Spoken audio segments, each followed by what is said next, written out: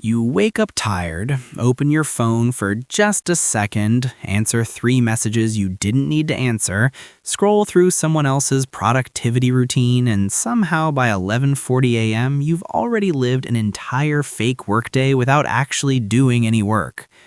And the weird part? You feel exhausted, like you've been fighting for your life. But if someone asked what you accomplished, your answer would sound like a hostage statement. I was handling things. So today, we're fixing that. Not with some unrealistic wake up at 4 a.m., drink glacier water, and journal in Sanskrit routine. We're fixing the actual problem. Why your day gets hijacked before your brain even clocks in. Because being busy and being effective are not the same thing. One gets you results, the other gets you screen time reports so disrespectful they should arrive in a black envelope. And if your days keep vanishing into tiny tasks, fake urgency, and quick checks that become archaeological expeditions through the internet, this is for you.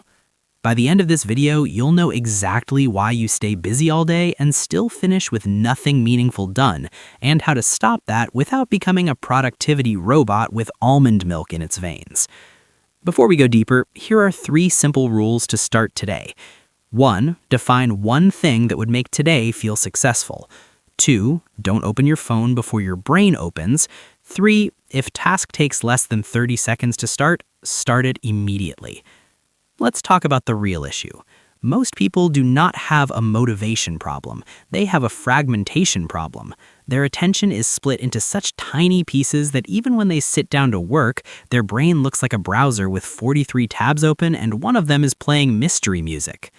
You don't lose your day all at once. You lose it in slices. 5 minutes here, 8 minutes there, a quick reply, a small break. Let me just check one thing. And suddenly it's evening and your biggest achievement is knowing what a millionaire morning routine looks like while you yourself have eaten cereal over the sink twice. This is why you can feel active all day but still make no real progress. Activity is not the same as traction. Motion is not the same as movement. Replying to 6 emails can feel productive. Reorganizing your notes can feel productive. Renaming a folder final, real final can feel productive. But deep down, you know. Your soul knows. Your desk knows. Even your coffee knows. You are decorating work, not doing work. And here's where it gets insulting. Your brain prefers fake productivity because it gives fast rewards. Small tasks end quickly, notifications give novelty, organizing feels clean, but meaningful work? Meaningful work is slow, uncertain, and deeply offensive to the part of your brain that wants comfort every 6 seconds. So what do most of us do? We build a day around avoiding discomfort while telling ourselves we're staying on top of things. Which is adorable because staying on top of things has somehow turned into being buried under them with excellent Wi-Fi. The problem is not that you're lazy, it's that your environment is designed to pull your attention apart and your habits accidentally help it. You don't need more guilt, you need fewer leaks. Try these. 1. Write your top task before bed, not in the morning fog. 2. Keep one visible to-do list, not 7 hidden systems. 3. Put your phone physically out of reach during focused work. 4. Batch messages into 2 to 3 windows a day. And 5. Ask, is this important or just immediately available? If you want to stop being busy all day and achieving nothing, you need to stop managing time like it's the problem and start managing friction. Because most wasted days don't happen because you had no hours. They happen because the wrong things were easy and the right things were slightly annoying. That's it. That's the scam. If distraction is one thumb movement away and meaningful work requires 10 tiny setup steps, guess what wins? Not discipline, not character, not your motivational quote wallpaper. The easier thing wins. So your job is not to become some superhuman monk of concentration. Your job is to make the important thing easier to start than the nonsense thing. If your workout clothes are out, you're more likely to move. If your writing file is already open, you're more likely to write. If your phone is in another room, you're less likely to just check one thing and wake up 22 minutes later learning how medieval doors were built. This is why tiny setup habits matter more than dramatic promises. Big promises feel exciting, tiny systems actually work. A dramatic promise says, tomorrow I will be a new person. A tiny system says, tonight I will put the charger outside my bedroom and write down my first task. And yes, this is less sexy. There are no violins, no mountaintop speeches, no cold plunge content, just boring little choices that keep your day from collapsing under random nonsense. Disgusting, I know. Use these today. 1. Prep tomorrow's first task before sleep. 2. Make distractions harder. Distance, lock screen, log out, another room. 3. Make work easier. Open file, set tools out, define first 5 minutes. And 4. Reduce decision clutter. One priority, one backup task, that's it. Let's fix the part of your day that quietly sabotages the next one, the night. Because most unproductive mornings don't begin in the morning. They begin the night before, when you tell yourself you'll just relax for a bit and somehow end up in a staring contest with your phone at 12:47 a.m. A good night routine is not about being elegant. You do not need candles, jazz, linen pajamas, or a moon journal. You need one thing. Make tomorrow easier than tonight is tempting. That means your night routine should do 3 jobs. First, reduce stimulation. Second, close mental loops. Third, prepare the first move of tomorrow so morning you doesn't wake up confused and immediately outsource decision-making to TikTok. The easiest way to sleep badly is to keep your brain in unfinished mode. That's why random worries show up right when your head hits the pillow. Your brain is basically saying, oh, now that you're trapped in darkness, can we discuss your entire life? So instead of carrying those thoughts into bed, dump them onto paper. Not beautifully, not in a leather-bound masterpiece. Just write down what's unfinished, what matters tomorrow, and what the very first step is. Then lower the stimulation. Dim lights, stop doom scrolling, don't watch 10 productivity clips and call it preparation. That is not preparation. That is procrastination wearing glasses. And finally, stage tomorrow. Lay out clothes, clear the desk, put the notebook out, open the document, fill the water bottle. Tiny prep creates a smoother morning launch. Because if tomorrow's first action is already visible, you remove the morning negotiation. And morning you should not negotiate. Morning you is underqualified, emotional, and one inconvenience away from deciding the whole day is ruined. Try this simple version tonight. 1. Set a screens down time, even if it's just 20 minutes before bed. 2. Write tomorrow's top task and the first tiny step. 3. Make a brain dump list for unfinished thoughts. 4. Reset one surface, desk, table, or kitchen counter. 5. Charge your phone outside arm's reach. Now let's protect the day itself, because even if you start well, the world will spend the next 12 hours trying to turn your attention into confetti. You do not need a perfect day. You need protected blocks inside an imperfect day. Think of focus like a campfire. If you keep pouring interruptions on it every 3 minutes, you don't have a fire. You have warm confusion. So the first rule is this: stop beginning your workday with reactive tasks. If the first hour of your day belongs to email, messages, and updates, congratulations, you are now employed by everyone who can reach you. Instead, protect your first focus block. Even 25 to 45 minutes counts. During that time, no inbox, no random tabs, no let me just check. The world can survive without your immediate response. I know, shocking. Civilization may wobble, but it will continue. Second, use visible boundaries.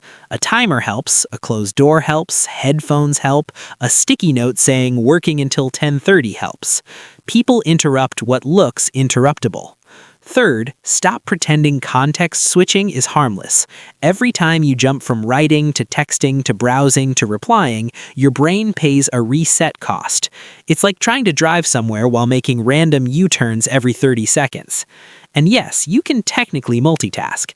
In the same way you can technically brush your teeth while sprinting downstairs. The question is not can you, the question is why are you living like this? Fourth, build recovery on purpose.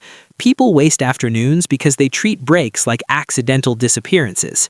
A real break has edges. Stand up, walk, drink water, stretch, then come back. Don't open a scroll app and donate your remaining soul to the algorithm. Use these tomorrow. 1. Protect the first 30 minutes for your top task. 2. Check messages at set times, not continuously. 3. Use one timer for focused work and one for breaks. 4. Keep only the tabs you need open. 5. When distracted, ask, what was I doing right before this? 6. Take breaks that refresh you, not breaks that kidnap you. Now we get to the sneakier problems, not the obvious distractions, not the phone buzzing on the table like a needy toaster. I mean the advanced traps, the ones that wear a suit, carry a notebook, and look suspiciously like being responsible. Because once you get a little better at avoiding obvious time wasters, your brain upgrades. It starts wasting time in more respectable ways. Suddenly, you're not procrastinating, you're planning, you're researching, you're optimizing your workflow. How elegant, how totally not avoidance. Trap number 1, over-planning.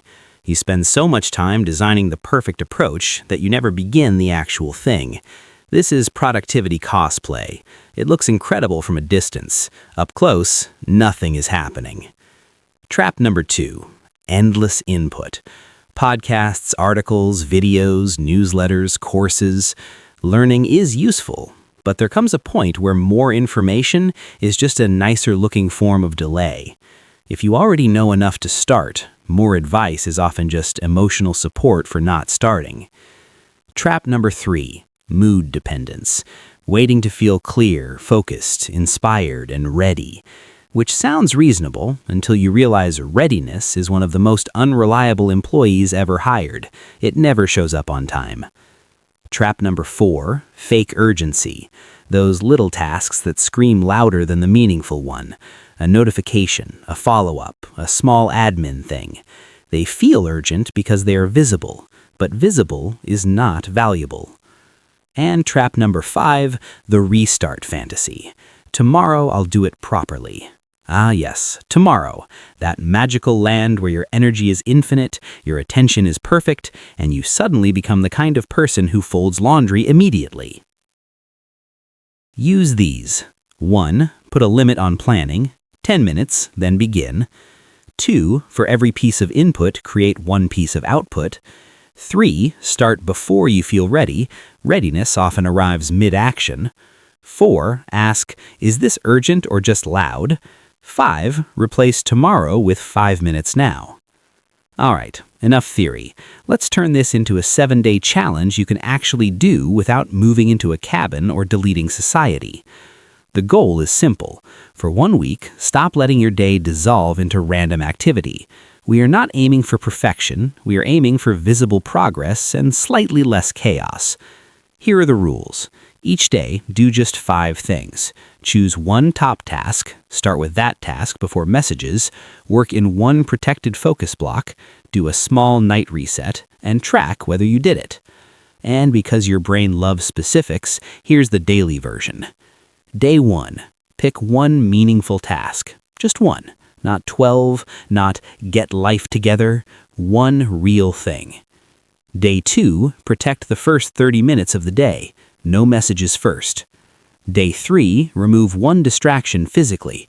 Move the phone, close unnecessary tabs, log out of one app. Day 4, use one timer for a focus block. Even 25 minutes counts. Day 5, take a real break instead of an accidental disappearance. Day 6, do the night reset, brain dump, top task, clear one surface. Day 7, review the week. What made work easier, what kept stealing your attention, keep the one habit that helped most. Here's the key. Do not try to win the week with intensity, win it with repeatability. If you miss a day, you are not off track. You are a human being with a pulse. Continue the next day. So, if you've been busy all day and still somehow achieving absolutely nothing, good news. You are not broken. You are just leaking attention into every crack available and then acting surprised when the bucket is empty. The fix is not becoming perfect. The fix is making fewer dumb defaults. Prep the first step. Protect the first block. Lower friction for what matters. Raise friction for what wastes you. And if this video called you out a little too accurately, if you felt personally attacked by the cereal over the sink reference, the just one check spiral, or the folder named Final, Final, Real Final, excellent. That means you were paying attention. So, here's your mission. For the next 7 days, stop trying to look productive and start trying to finish one real thing each day. Just one. Tiny, boring, real progress. I know, revolting. If you want, drop a comment with the one habit you're stealing from this video or the trap that keeps body slamming your day. And if this helped, subscribe, not because the algorithm demands sacrifice, but because apparently I now live in your phone and would like to visit again under supervised conditions. Before you go, 1. Choose the top task before bed. 2. Start before messages. 3. Make distractions harder than the work. Now go do one thing that actually matters. Not 12 fake things, not a ceremonial rearranging of your desk. One real thing. Your future self is tired of watching you rehearse.